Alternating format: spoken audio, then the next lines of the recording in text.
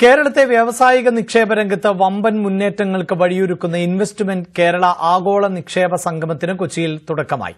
സംരംഭകർക്ക് എല്ലാ സഹായവും നൽകുമെന്നും നടപടിക്രമങ്ങൾ ചുവപ്പുനാടയിൽ കുടുങ്ങില്ല എന്നുമാണ് മുഖ്യമന്ത്രിയുടെ ഉറപ്പ്. വിദേശികളും പ്രവാസികളും ഉൾപ്പെടെ നിക്ഷേപകർ ഉച്ചകോടിക്ക് എത്തിയിട്ടുണ്ട്.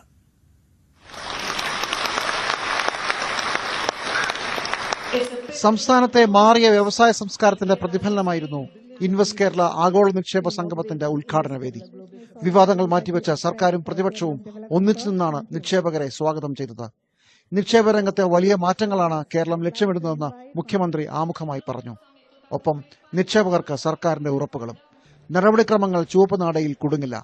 ലൈസൻസുകൾ സമയബന്ധിതമായി അനുവദിക്കും. ഭൂമി കിട്ടാത്തതിന്റെ പേരിൽ ഒരു നിക്ഷേപകനും സംസ്ഥാനം വിട്ടു പോകേണ്ടി വരില്ല. അടിസ്ഥാന സൗകര്യ വികസനം കൂടുതൽ മെച്ചപ്പെടുത്തുമെന്നും പിണറായി വിജയൻ പറഞ്ഞു.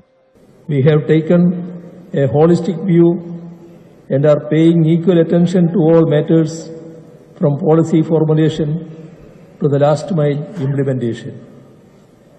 We have ensured that no investor coming to Kerala will have to face the cobweb of procedural delays and meet the barriers of red tape.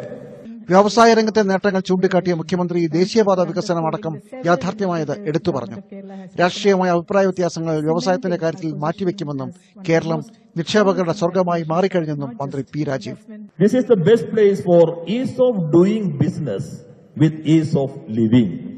And we, irrespective of other differences, political, ideological and governance differences, we are together to attract more investment and create more employment opportunities to our own youth.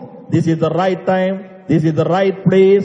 On behalf of the government, I would like to invite you all to invest in this country, in this state. This is God's own country.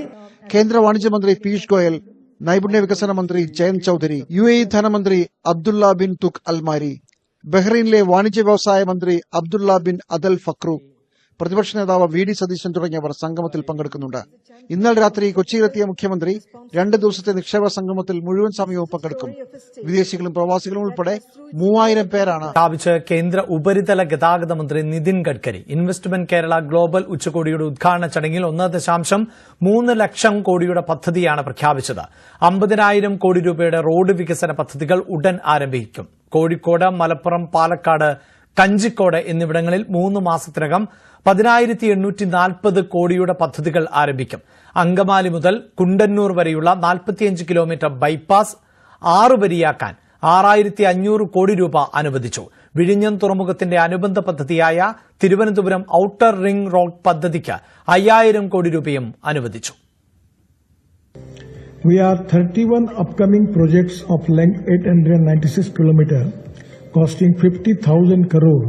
One is 4-laning of Palakkad, Kozhikode, strength of NH 966, 5 packages, Palakkad, Mallapuram, Kozhikode district, length 120 kilometers and cost is 10,814 rupees.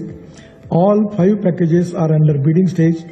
Within 3 months, we will start the work of this project. This is one of the important roads costing 10,814 crore. ASHA വർക്കർമാർ നടത്തുന്ന